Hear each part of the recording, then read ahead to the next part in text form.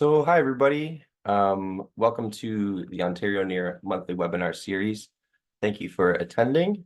I'm just going to quickly pass it over to our knowledge keeper, Clay Shirt, who is going to open us in a good way before we get started. Yes, thank you for for really centering us all. And we love you, and you're amazing at it. And so thank you. So for those who don't know me, my name is Michael Brown, and I work with the Ontario Near, and I will be your moderator today for this webinar. Today we have our guest speaker, Busch, who is going to be speaking on Good Words Are Medicine, exploring the psychological impact of forced language attrition and possible solutions. And so just before we get started with the presentation, just a quick reminder for a few housekeeping items. So the webinar is currently being recorded and will be posted to our YouTube channel. And we encourage anybody attending today to seek that out and to share it with your networks. There will also be a Q&A feature throughout this webinar. And the audio visual for participants has been disabled. So if you have any comments or questions, please put them in the Q&A section. There will also be a short survey that will pop up automatically at the end of this webinar. So please take your time to fill that out so that we can hear what you think. And with that, I will pass it over to my friend Louis so we can get started. Okay, awesome. Thanks so much, Michael, for the introduction and for moderating. And Clay, thanks so much for the beautiful opening prayer. I think you're rocking the Zoom world, so thanks for that. And yeah, I really appreciate all the teachings you've provided. And I'll speak to some of the stuff that we've discussed. And actually, before we came on, Michael and I were kind of joking a bit about the rabbit holes in our doctoral work, and I feel like this whole presentation is about one of my rabbit holes. So the Wapus might be my dissertation spirit animal, I think, but so we'll go through it. So I'm going to be talking a bit about the doctoral the research I've been working on as a doctoral candidate with the Adult Education and Community Development Program at OASI. But first, I'll introduce myself. So Tanasek, Tatamaskata Nawal, and Dotamak, Kinanaskomat Nawal, Wawatiwi, Mr. Dim, Ntisathigasun, Mistruasi, Ga Ochan, Maskwana Dotamak. Hello, greetings. My name is Louis. My Cree name is Wawatiwi, Mr. Tim, or Northern Lights Horse. I'm a member of Nistruasi Cree Nation, which is in northern Manitoba, this beautiful land that you see in the picture here. I'm Bear Clan. My mother is Pauline Busch, née Spence from South Indian Lake, or Pipinapawan First Nation. And my father is Leonard Busch, who's a member of Kakustaha First Nation. My maternal grandparents are Verna and Louis Bonner from South Indian. My maternal great-grandparents are Matilda and Frank Linklater. And Matilda's mother was called Subila, and her mother was called Temisapan. So Nischuasik means where the three rivers meet. It's at the intersections of the Burntwood Footprint and Rat rivers. And my people speak Nehitho, or the Woodlands TH Cree dialect.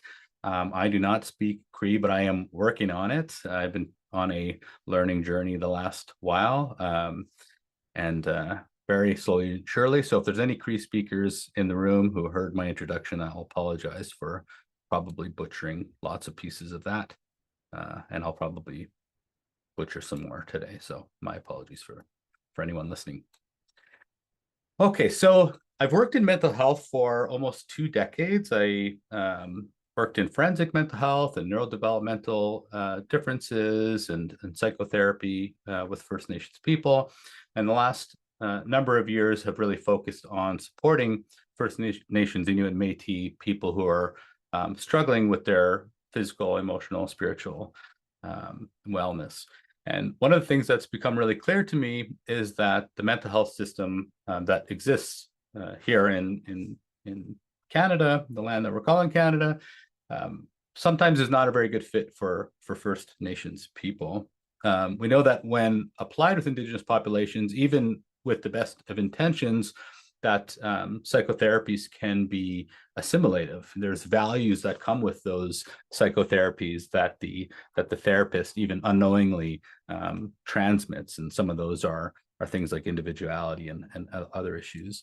And we also know that there is a growing body of research on culturally grounded interventions for wellness that may be effective in reducing harm and also reflect Indigenous values, so preventing, the risk of further colonial harm while people are trying to get help. So while I have been doing this work the last 16, 17 years, I kept running into these terms helper and helping work. And I always was really curious about what that meant. Helpers can be elders or medicine people or knowledge keepers, ceremonialists. It could be ceremonial assistants like Michael, the Oshkapewis, people who help during ceremony. Healthcare, social service professionals. I've heard natural helpers and community folks refer to themselves as helpers. So the term is used fairly broadly, and sometimes people will refer to what they do as helping work. So that phenomena is really interesting. And Michael Hart did some really neat work on this in his dissertation and in his book, and said that helping work is relationally based support provided to those in need of social, emotional, physical, or spiritual resources. So for my research, I really wanted to ask, what is helping work really? Who are helpers, and what are the characteristics of the dialogue that these helpers are applying in the work? How are they talking to people, and how are they helping people with their words? And what I really want to do is articulate and center an Indigenous theory of helping work, and really look at the vibrant world of helping that already exists within Indigenous communities that may be suppressed by current systems, whether it's through the professionalization of mental health services and psychotherapy, funding mechanisms, research and literature, et cetera. There's something really great out there within our communities that I think is not often getting the kind of support and funding and attention that maybe it should. So I'm going to blast through this because the meat and potatoes of the presentation are kind of elsewhere. But my theoretical framework I have dubbed an Indigenous contextual system science, bit of a mouthful, really combines an Indigenous worldview, which is relational, cyclical, holistic, with contextualism, which is really focusing on the dynamic relationship between the person and their environment and the universe around them. So the actions that they take within their context. And I think that is actually a really Indigenous viewpoint in many ways. And so is system science, which looks at the organization and relationships and functions of interconnected systems. And so in learning about these different perspectives and approaches, I saw a lot of synergies that I thought could work together well to help me answer this research question.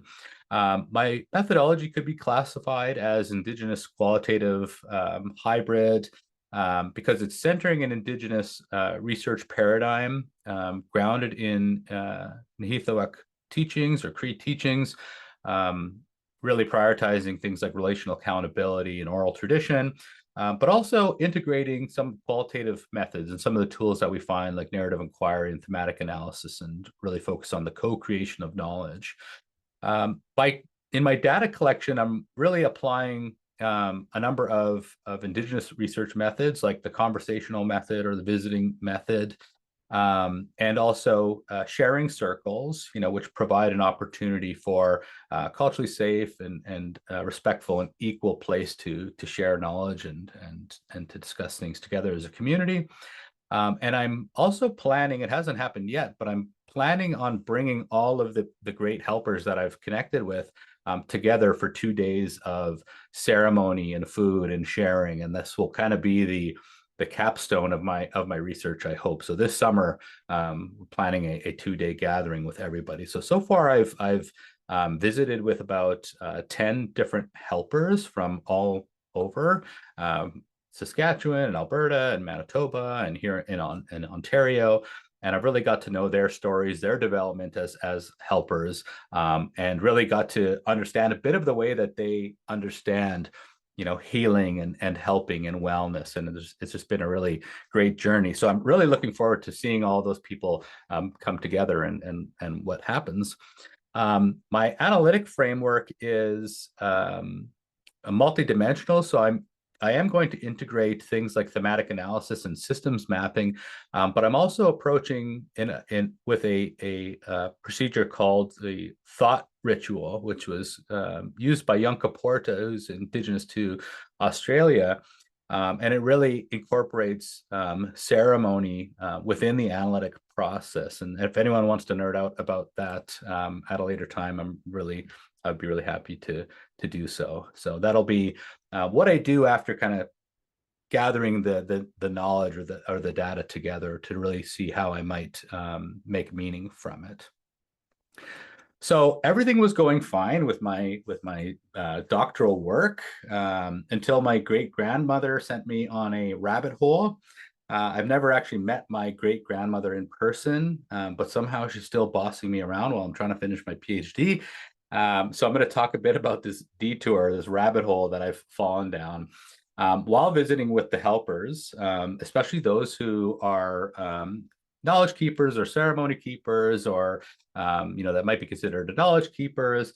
I noticed this pattern of really rich and contextual descriptions in their language, and also a very frequent use of metaphor. And I can share because Clay has actually consented to identify himself in the research, to forego the anonymity of research. Clay was one of the helpers that I visited with, and just got a ton of really great knowledge shared from Clay's story. And so one of the things that I've noticed is that when the knowledge keepers are trying to describe or explain their approaches in English, there's often a lot of kind of difficulty or a lot of requirements for them to really set the context, to create rich visuals, to use many examples, and to apply a lot of metaphor. So sometimes, one question would lead to a really, a big description of a number of things, and then kind of come back to the original discussion. And this kept happening again and again with the people that I was learning from. And so I started becoming really interested in that phenomenon specifically, and that's what sent me on a bit of a detour. I felt like there was something important there, so I decided to follow the signs. And so this led me a bit into a few different areas, and one of them being relational frame theory, and the other one being linguistics.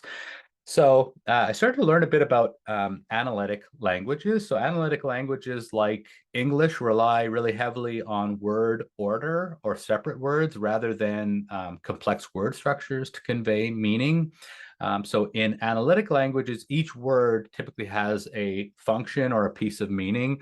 And then there's grammatical relationships that are shown or modified through helper words or prepositions or auxiliary verbs. So rather than squishing a bunch of words kind of together, it's compound words and other things like that.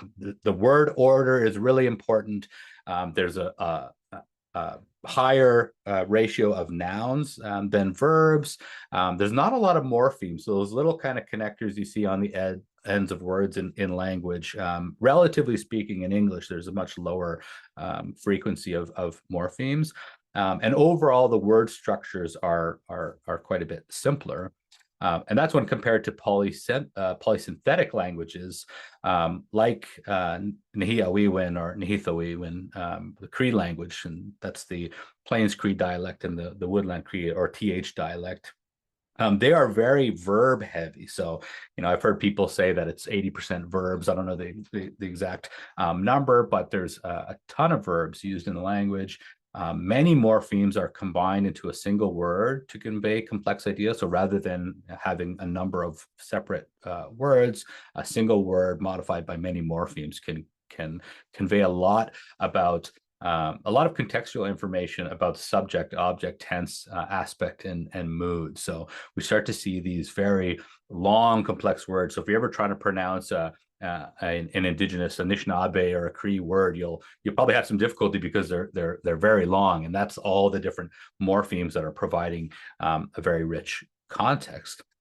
So, where in English you might have I ask my friend, kind of these four different separate words that are required for the subject, verb, and object. In Cree, you would have Nikaka Wikima. I ask my friend in a single word that encodes the subject, verb, and object without needing additional clarification. And there's some parts of that word that are actually assumed in the word. So in this one, the word friend isn't actually in the word, but because of all the other pieces, the context of it being the friend that you're asking is assumed, which is pretty fascinating to me. So I thought the idea of having a bunch of different Oreo flavors or making a bunch of different Oreos from the parts might be a good representation of polysynthetic versus analytic languages. So I'm going to give you an example that was provided by the Cree Literacy Network to illustrate that some of the difficulties that Indigenous thinkers might run into when trying to kind of communicate, Indigenous thoughts in analytic languages. Sometimes older Indigenous people, particularly knowledge keepers or helpers, struggle with the word elder. I've heard lots of people, not be terribly fond of the word or have some thoughts about its usage. And this might be a stance of humility. Some people really have dedicated their lives to helping people and putting others first. So to be put a bit on a pedestal with this word sometimes feels strange for them. So it might be that, but I think it might also be that there's a lot lost in the translation from what these individuals actually do to just the word elder. So as an example, the Plains Cree word for an elderly man is kisinu. The root word being kise and the second root being new. So these come from two different words. So kise comes from ekisiak, which is this really interesting word that refers to when an animal will feign injury to protect its young. So if you've ever surprised a loon or you're driving a boat by a loon on the lake, you may have seen this where they will start to move one wing in a really dramatic way, and they're flopping around in the water and they look really panicked, and they are pretending that their wing is broken so that, if you were a predator, you would pursue them rather than going after the young. So this word carries a lot of that context about that.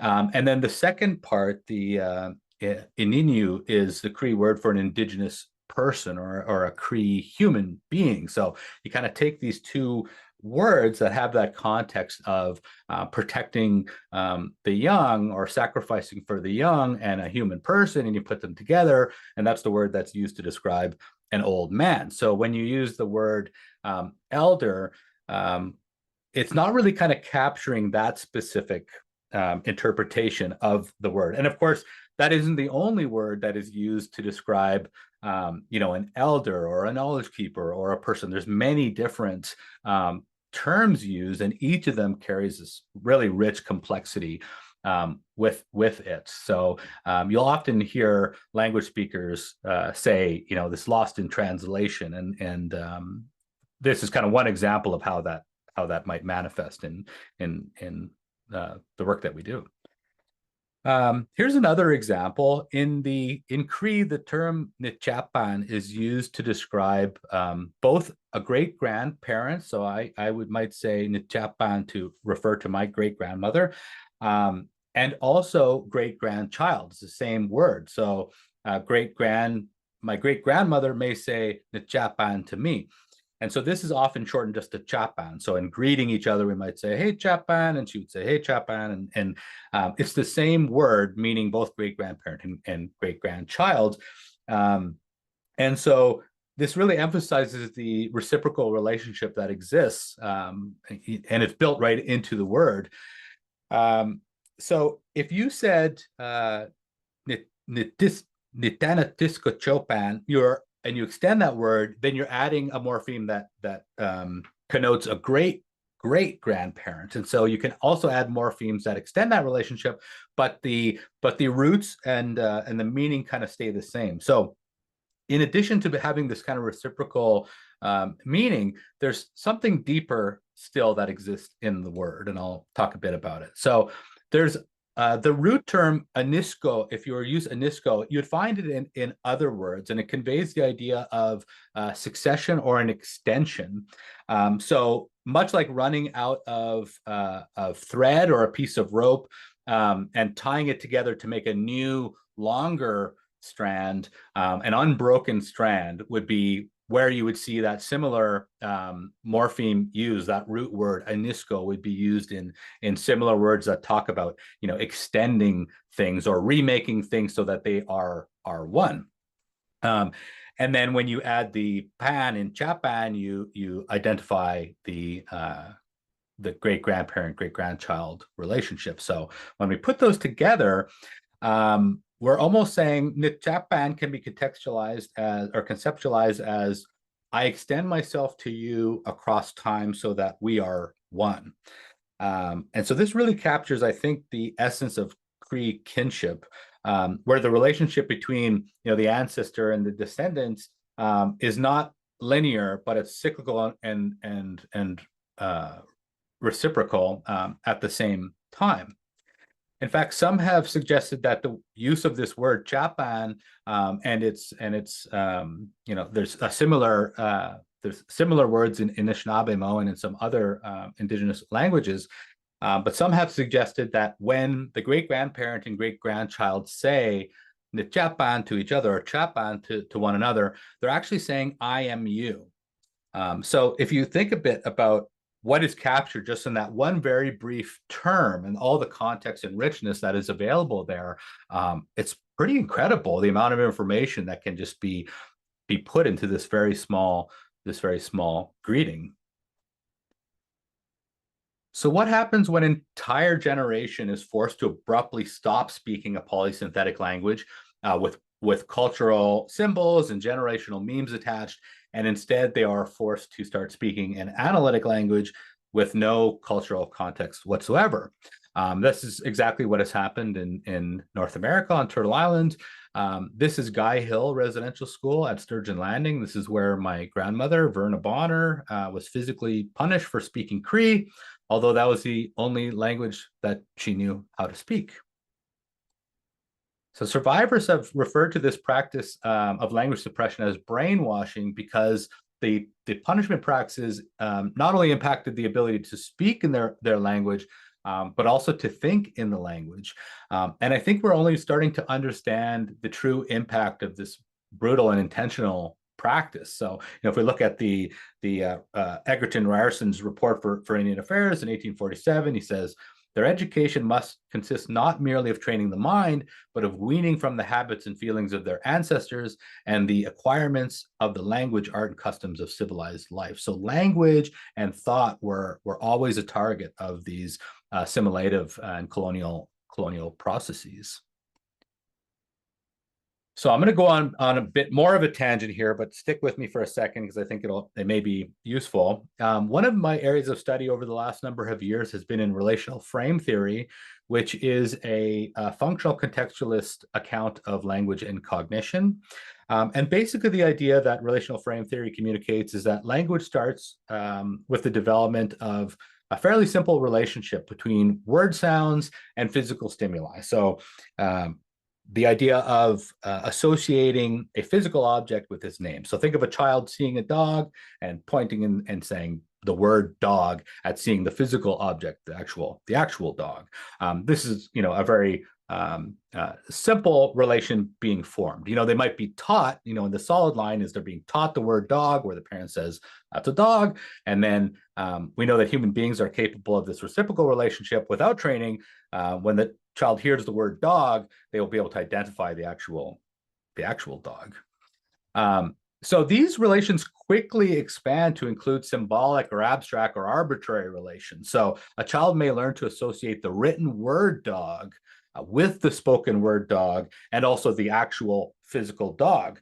And so the written word dog doesn't have any physical similarities to an actual dog. It's totally symbolic and arbitrary, but they're able to create frames of coordination between those. And one of the fascinating things that it seems right now that only human beings are capable of is to be able to derive some of those relations without direct training. So you may teach a child that this guy here is a dog, and that, you know, you spell dog, D-O-G, and then when the child hears the word dog without any specific training, they would be able to spell the word dog. And as far as we know, even you know, the animals with really high complex cognitive abilities are not able to do that, and that may be at the core of human learning of language.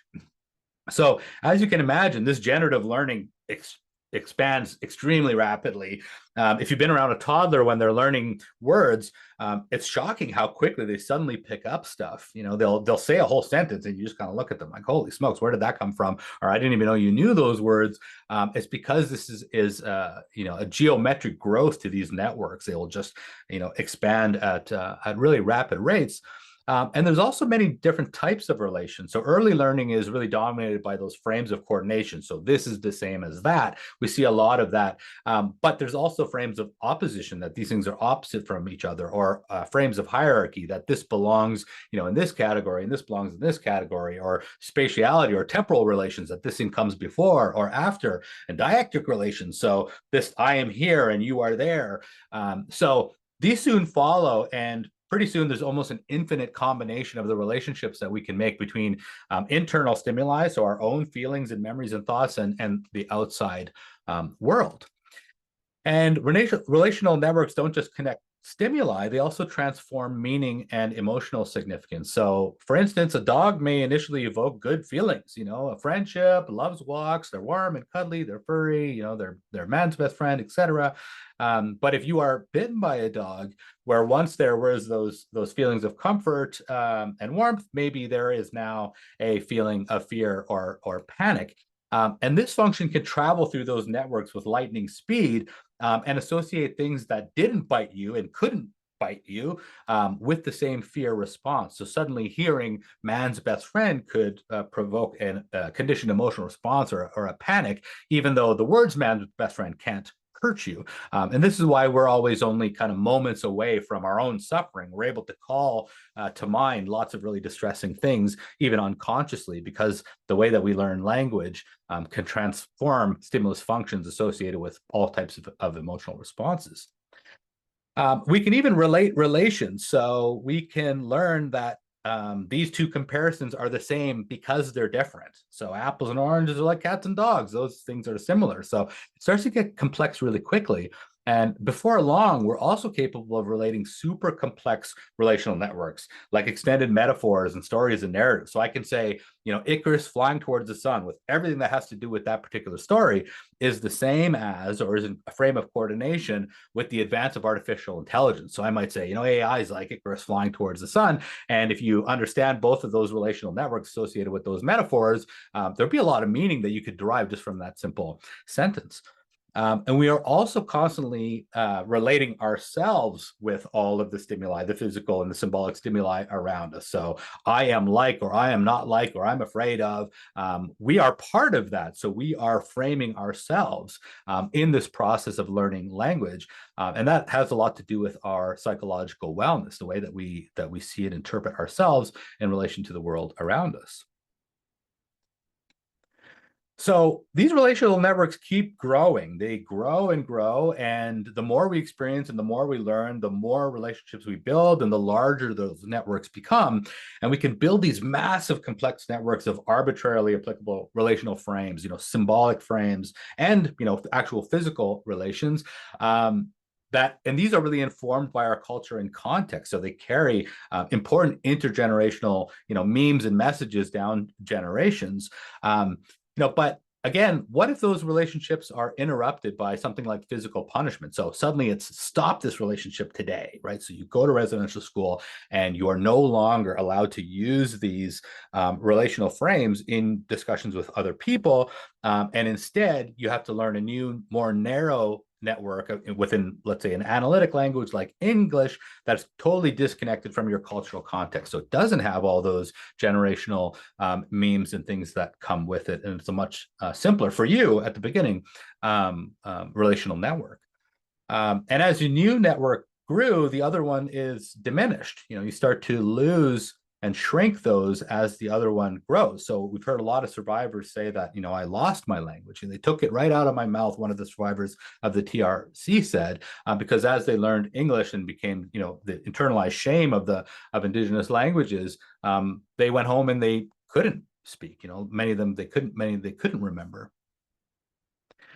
So when words that were once encoded to dense layers of relational cultural meaning are replaced with simplified structures within a new language, there's a big hit for things like identity coherence and diminished adaptability and the failure of cultural transmission. And we know that the narrowing of relational networks, and sometimes in psychology it's called psychological rigidity, and there's lots of different terms for it in different disciplines, but it's basically our tendency to go from one thing to the next and always stay on just that particular route. And we know that this is associated with anxiety and depression, and lots of the things that we label are associated with our inability to look at things from lots of different perspectives, or to take a broad approach to the things that we're struggling with.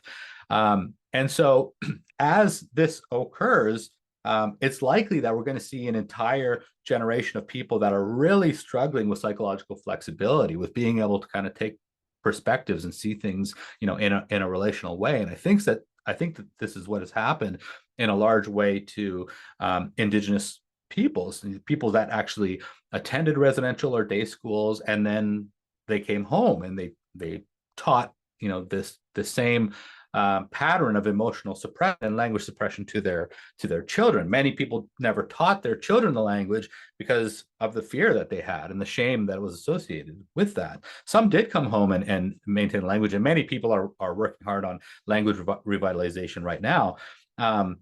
But what occurs? What is the impact of this? And this is the thing that's kind of been on my mind a lot over the last 6 months or so as I've been doing my research. Psychological rigidity is associated with depression, anxiety, substance use disorders, and many other challenges. And so what do we do? What can we do about that? So we've taken this kind of wild detour into relational frame theory and linguistics and analytic and polysynthetic languages, and how language is learned and how relational networks might be diminished by forced language attrition. But how is this relevant for helping work, and how might this contribute to culturally relevant mental health frameworks for First Nations people, for example? Why does this matter? The most obvious, I think, and logical outcome of this would be to pursue language revitalization programs for those that are struggling with mental health challenges. So, the best possible treatment for Indigenous people who are struggling, with identity and mental health crises may be learning language, not just because it, gives you a piece of identity, but it may be able to connect people to those complex relational frameworks that are embedded within the language and associated with culture and history, which would give them lots of different ways of interpreting what's going on in their lives, and looking at their context and making decisions about what to do next. I think an additional avenue, though, would be actually modifying existing mental health interventions. So as I said at the beginning of the presentation, we know that psychotherapies can even unintentionally be assimilative in nature. They carry values with them, and often those are Eurocentric, Western neoliberal values, individualism, capitalism, etc., are ingrained in lots of the psychological approaches that we use every day. Cognitive behavior therapy, dialectical behavior therapies, emotional focus therapies. They're all really great and can be helpful for people, but they do have these systems of values that are built into them. So how might we build something, an approach to counseling or helping work or talking with people who are struggling, or walking with them on their healing journeys, that could use this information in a meaningful way? I think that we could look at counseling or psychotherapy or land-based wellness programs, and they could benefit from a focused approach to culturally grounded relational dialogue. And that term is something that is starting to emerge from my research, but I haven't fully worked out just yet. But in starting to analyze the conversations I've had with the helpers, I think this is what is at the core of what they do. So this could mean using metaphors or narratives that invoke relational perspectives, incorporating kinship systems into those discussions, or designing interventions that help people expand their sense of self in relation to the world around them. I am part of, rather than I am separate from. For example, if you're working with somebody, who is struggling with anxiety or grief, or a conflict in the relationship, drawing upon the teaching of Chapman that we talked about, this reciprocal language for great grandparent and great grandchild, we could ask the person to imagine sitting on the trap line with their great grandmother, and really support them to bring this experience to life, to really visualize it in a rich way. Where are you sitting? What are they wearing? What are you wearing? And what does the expression on your Chapman's face look like? And what would they say about this issue that you're struggling with? What would they say about these panic attacks that you're having? And how might they respond to you? And, how might they support you? Or what words might they say that would be comforting, at this time? How would they interpret this? And so even just that process of taking the perspective of this ancestor that we are inextricably connected to, could be quite powerful in rebuilding those relational networks that were shrunk by forced language attrition. Alternatively, I could sit at the fire with my great-grandchild who hasn't been born yet, and I could tell them the story of this period of my life, the difficulty that I'm having, the relationship conflict that I'm engaged in, or the depression I've been experiencing, or the thoughts of suicide that I've had. And I would imagine telling them about my experience. How would I describe it to them? How would I describe that experience to my Japa? What would I want them to know about this time of my life? How would I want to remember being during this difficult time of my life? What would be the important lessons that I had garnered that I would want to pass on to my Japa? I think from this one word, this one word, Nitiska Chapan, there is an incredible opportunity for promoting healing in dialogue between a helper and the relative that they're supporting. And this is just one word. This is just one word that someone has said in the conversations that we've been having, but there are infinite possibilities in the language for applications within the counseling work that we're doing. And I think this has really important implications, not just for mental health, but also education and social services and governance and lots of different places that also rely on relational networks, that also rely on the complexity of language and cognition to, take flexible approach to things, to, be sensitive to context when making decisions. And I think that is something that, if we build into those systems, could offer quite a bit of benefit. So the hope is, the big kind of picture from this particular rabbit hole is that we could rebuild expansive networks, that culturally grounded relational networks of language cognition that are deeply embedded in Indigenous languages in their context could add to the narrow or rigid relational networks that people who are suffering, with mental disorder, if we want to call it that, or are struggling with their experience of their emotions and their memories and their thoughts, they could build much richer, complex networks using these that could hold the connections to identity and community and the universe. I think rebuilding these with mental health focused language revitalization efforts could build a path forward for healing and build an infrastructure for mental health work that is something different than we have been doing, which is simply just applying Western approaches to mental health to First Nations people. And we know that it isn't working, and that it can do harm. So we need a new approach. Whew. All right. So I think that brings me to the end. I wasn't sure how long that would take, so I was rushing through there. But thanks so much for listening. And if anyone has questions, I'm very happy to answer those now.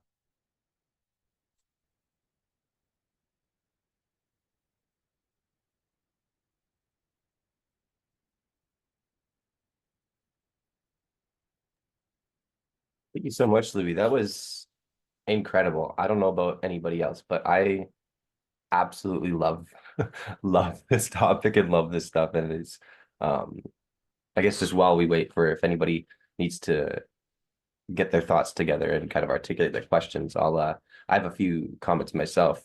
Um I relate a lot to what you've shared with us today, particularly around um how language can be used to shift into, for sake of time, like those ancient relational networks cognitively. Um, and as a researcher myself, I've used terms that I've heard from others and knowledge keepers, such as like Kitana Skotopanawak, which have completely changed my understandings, like conceptually, fundamentally, um, about who I'm walking with at any given moment, or Wokotowin, or even like instead of being a researcher, I consider myself more of an Oscar Baywis, like a researcher as an Oscar Baywis. Like that's what that means to me. It's versus the colonial or conventional definition of what a researcher is supposed to be doing. I see myself as more of an Oscar Baywis than uh, I'm a helper. And so I'm here to help.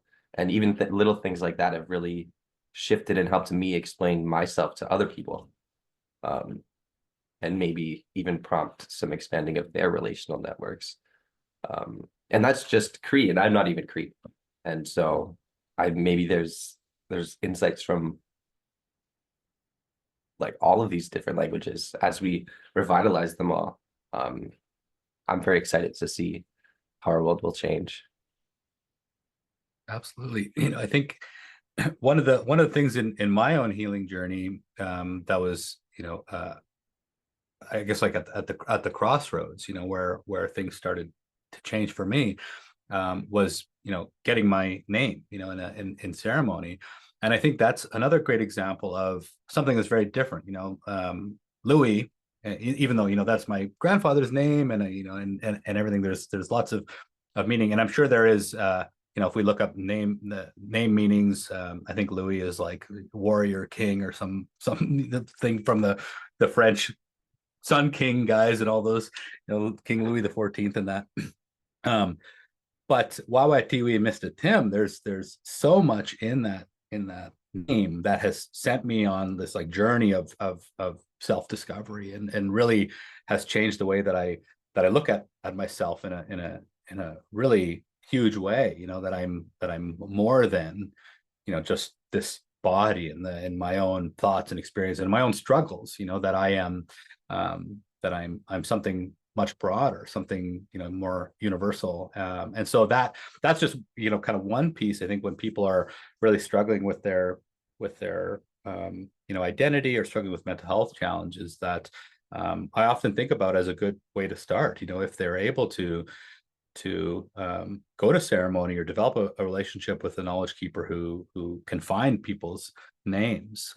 This is one example of really expanding that relational network, that those dyadic networks about self. Those are so important. And yeah, that's what came up for me. But yeah, I love your thoughts around the Busch. It's the whole thing is around helpers. So.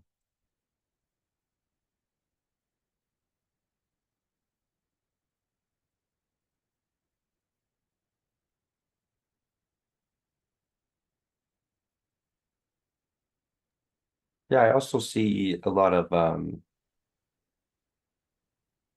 it gets me very excited to consider language as a intervention or a treatment for essentially reestablishing those ancient relational networks within ourselves, what a lot of people would consider like a blood memory almost.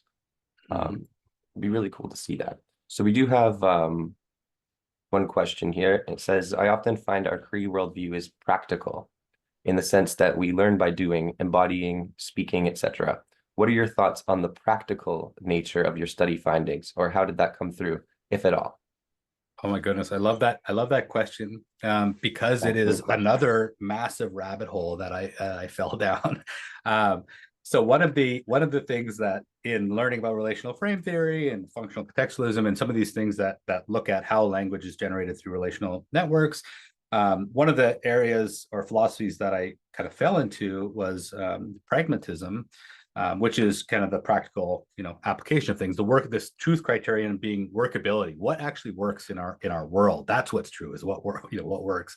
And one of the things I found is that pragmatism as a specific philosophical approach really has lots of different philosophical old roots, but really began formally to be written down at the beginning of the 20th century, in and around Harvard University. But if you read those texts, a lot of these original thinkers that are popularized pragmatism were learning from Native American scholars. They were learning from indigenous philosophers, and so pragmatism, I think, is absolutely right, like a fundamentally indigenous worldview. And as soon as you start reading it, you're like, of course, this fits perfectly. And so it's probably one of the many systems of knowledge that were kind of ripped off without any credit, because you won't read very much about it. You have to kind of search for those discussions. People don't, they're not citing the knowledge keepers that they talk to at the time. But you're absolutely right. I think the worldview is really practical, and I think in my work, I always am trying to look forward to the practical applications of this stuff. So, for me, there was an elder at a gathering I was at about a year ago. Norma Jacobs, she's Haudenosaunee and Mohawk elder, and we were meeting and we were having this gathering and we are going to make a report. And at one point she said, this better not just be one of those glossy reports that with the nice binding that just sits on a shelf somewhere. Go do something about this after. And I just laughed, because I'm like, it's true. It's so important that research isn't just for the sake of research, that at the end of it there is something that can go back to our communities, that can actually touch people's lives. And that's what I'm hoping with this articulating a theory of helping work, that it's just not a theory sitting on a shelf in a library somewhere, that it actually gives helpers tools to interact with their relatives who are struggling. As a psychotherapist, whenever I do trainings and stuff, I always think, wow, these frameworks are really cool. But what do I say when I'm sitting across from the person who's just lost a family member? Or what do I say sitting across a person who's really struggling with substances? What do we do or say in this moment? Where they're really dissociating or struggling, or what do we do? So I am of the same mind that I really hope that this stuff leads to practical outcomes. And the whole idea of healing, in a room with one person talking about your feelings, laying on the couch, the Freudian kind of style healing, is a really weird way to heal. It's a really bizarre approach to making change. We heal together. We heal as a collective. We heal in nature. We heal through prayer. It looks very different from I think from a Cree or many indigenous group, a worldview of what helping and healing actually looks like. And I think in those settings, there's much richer, opportunities for relational networking, in language and cognition, and literally like with actually networking with your relations. You heard Clay say, all my relations, during his opening prayer. And this is it. It always comes back to this idea of constantly connecting the self. And I think that's what was lost in many ways, is that, a self that was once not a self, it was part of, became the self. And that's a really Western perspective of what a human being is. Anyway, I'm going on a whole other tangent now. I don't know if I answered your question at all, but.